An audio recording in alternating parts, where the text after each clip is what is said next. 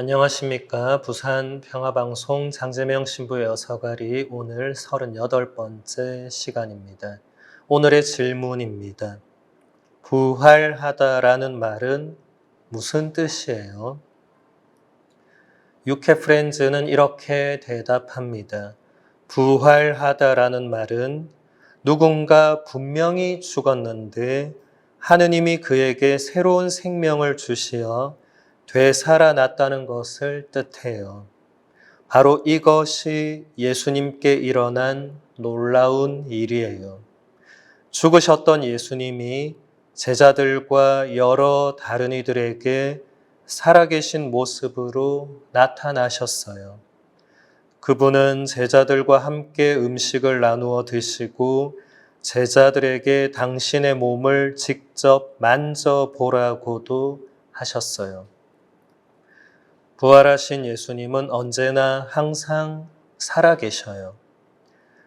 이 밤에 그리스도께서 죽음의 사슬을 끊고 부활하시어 저승에서 승리하여 오르셨나이다. 부활이라는 말은 죽은 사람의 영혼과 육신의 생명을 되돌려 주시는 하느님의 기적을 가리키는 말입니다.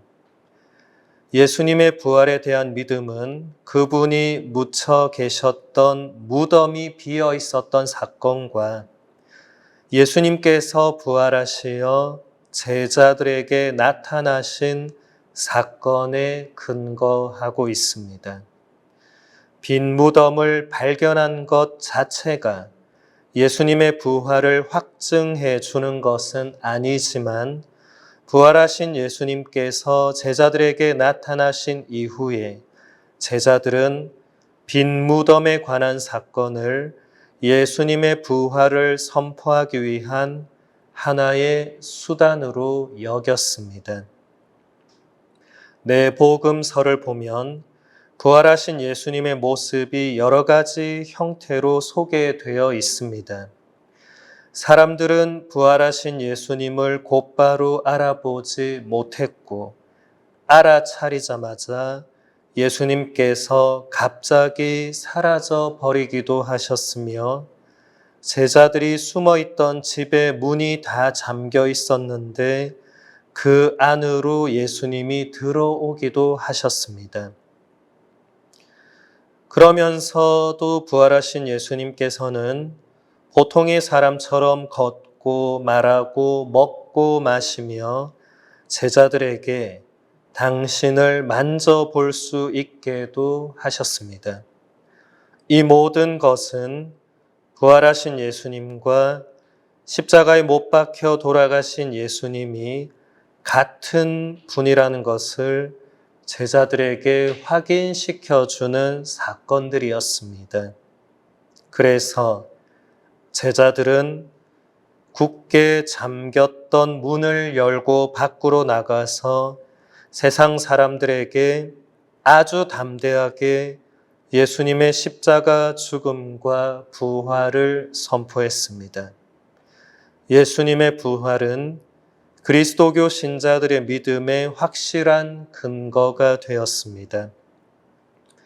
또 예수님의 부활은 그분께서 하느님의 오른편에 메시아로 영광스럽게 들어 올려지실 것이라는 약속의 말씀이 실현된 것이었습니다. 하느님께서는 예수님을 죽음에서 일으키심으로써 예수님이 사람이 되심으로 시작하셨고 십자가 위에서 이루신 구원 사업을 완성시켜 주셨습니다. 요한복음서는 예수님의 빈 무덤 사건을 다음과 같이 전해줍니다. 주간 첫날 이른 아침 아직도 어두울 때에 마리아 막달레나가 무덤에 가서 보니 무덤을 막았던 돌이 치워져 있었다. 그래서 그 여자는 시몬 베드로와 예수님께서 사랑하신 다른 제자에게 달려가서 말하였다. 누가 주님을 무덤에서 꺼내 갔습니다. 어디에 모셨는지 모르겠습니다.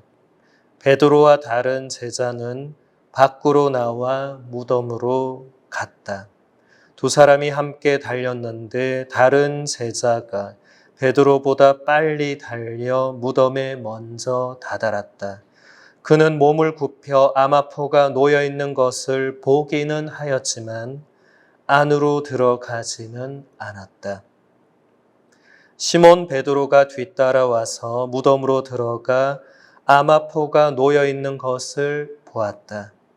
예수님의 얼굴을 쌌던 수건은 아마포와 함께 놓여져 있지 않고 따로 한 곳에 개켜져 있었다. 그제야 무덤에 먼저 다다른 다른 제자도 들어갔다. 그리고 보고 믿었다. 사실 그들은 예수님께서 죽은 이들 가운데에서 다시 살아나셔야 한다는 성경 말씀을 아직 깨닫지 못하고 있었던 것이다. 그 제자들은 다시 집으로 돌아갔다. 요한복음서의 이 본문에서 부활을 의미하는 다시 살아나다라는 단어는 한 번밖에 나오지 않습니다. 오히려 보다라는 단어가 가장 많이 4번에 걸쳐서 나오고 있습니다. 이것은 부활과 보는 것이 깊이 연결되어 있음을 말해줍니다. 우리말로는 모두 다 그냥 보다라고 번역되어 있지만 그리스어 원문을 보면 3개의 다른 단어가 쓰이고 있습니다. 그러므로 이 단어들의 뜻이 무엇이고 어떤 경우에 사용되었는지 살펴보는 것이야말로 부활의 의미를 깨닫는 핵심적인 작업이 될 것입니다. 맨 처음에 사용된 단어는 블레포라는 단어입니다.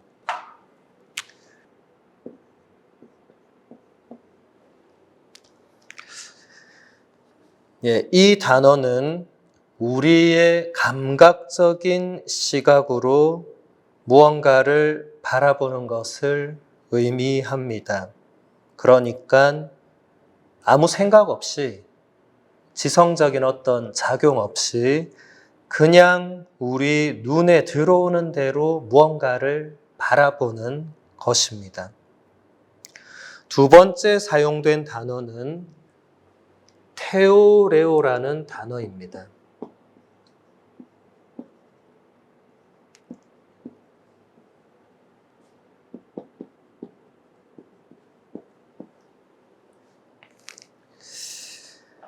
이 단어는 우리의 지성과 의지로 무언가를 바라보는 것을 의미합니다.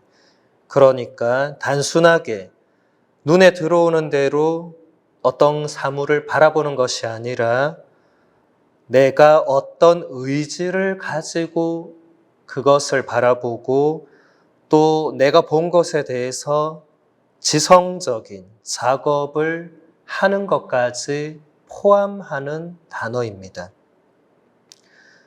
마지막으로 쓰인 단어는 호라오라는 단어입니다.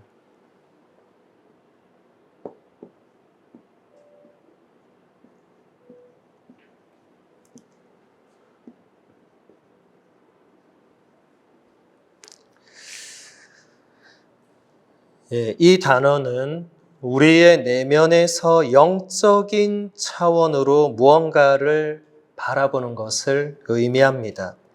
감각적인 차원과 지적인 차원을 넘어서 내면 깊은 곳에서부터 무언가를 바라보는 것입니다. 이것을 우리는 묵상 혹은 관상이라고도 표현을 합니다. 그러면 이제 이 단어들이 본문 어느 곳에서 쓰였는지 보도록 하겠습니다. 마리아 막달레나가 무덤에 가서 본 것, 그리고 예수님께서 사랑하신 다른 제자가 무덤 밖에서 아마포가 놓여 있는 것을 본 것. 이때 첫 번째 단어인 블레포가 쓰이고 있습니다. 그러니까 마리아 막달레나와 다른 제자, 요한이죠. 이들은 그냥 감각적인 차원에서 눈에 들어오는 대로 빈 무덤과 아마포를 처음에 본 것입니다. 그 다음에 베드로가 무덤 안으로 들어가서 아마포가 놓여 있는 것을 보았다고 할 때 저 두 번째 단어, 테오레오가 쓰였습니다. 그러니까 베드로는 아마포를 그냥 눈에 들어오는 대로 본 것이 아니라 정돈되어 있는 아마포와 수건을 보면서 누가 예수님의 시신을 훔쳐간 게 아니구나라는 생각을 한 것입니다. 마지막으로 요한이 무덤 안으로 들어가서 보고 믿었다고 할 때 저 세 번째 단어인 호라오가 쓰였습니다. 그러니까 요한은 처음에는 무덤 밖에서 그냥 눈에 들어오는 대로 아마포를 보았습니다. 하지만 무덤 안으로 들어가서 다시 아마포를 보고 단순히 누가 예수님의 시신을 훔쳐간 것이 아니구나라는 지적인 차원을 넘어서서 예수님께서 참으로 살아나셨구나라고 내면으로부터 깨달은 것입니다. 그래서 예수님의 부활을 믿게 된 것입니다. 요한은 빈 무덤 안에서 다시 살아나신 예수님을 직접 눈으로 보지는 못했지만 예수님의 부활을 믿었습니다. 이것이 진정한 부활 신앙입니다. 감각적인 눈으로 본 것에 대한 믿음이 아니라 지적인 차원을 넘어서 내면으로부터 영적인 차원으로 보고 믿는 것입니다. 지금 우리들도 우리의 육신의 눈으로는 부활하신 예수님을 볼 수가 없습니다. 감각적인 차원에서 보는 빈 무덤은 결코 부활을 깨달을 수 없고 지적인 차원에서 보는 아마포도 부활의 신비에까지는 다다를 수가 없습니다. 오직 내면의 눈으로 영적인 차원에서 바라보는 빈 무덤과 아마포만이 우리를 부활에 대한 믿음에 다다르게 해줍니다. 베네딕토 16세 교황님은 당신의 유명한 저서인 나자렛 예수 두 번째 책에서 예수님의 부활을 이렇게 설명하십니다. 예수님께서는 고난받고 죽으셨으며 부활하신 분으로서 당신 자신을 드러내 보이신 당신 제자들의 믿음을 통해서만 인류에게 오기를 바라십니다. 그분은 계속해서 조용히 우리 마음의 문을 두드리시고 우리가 그분께 자신을 개방하면 그때 서서히 우리의 눈을 열어 주십니다. 외적인 힘으로 압도하는 것이 아니라 자유를 주고 사랑을 선사하며 일깨우는 것이 바로 하느님의 방식이 아닐까요? 베네딕토 교황님께서도 여기서 예수님께서 우리의 눈을 열어주신다고 표현을 합니다. 그러니까 부활에 대한 믿음은 우리가 단순하게 감각적으로 본 것에 대한 그런 믿음이 아니라 그것을 넘어서는 차원, 지적인 차원도 넘어서는 어떤 깊은 내면의 영적인 차원에서 바라볼 수 있는 그런 눈이 열려야 부활에 대한 참된 믿음이 생겨나게 된다는 것입니다. 오늘은 여기서 마무리하도록 하겠습니다. 감사합니다.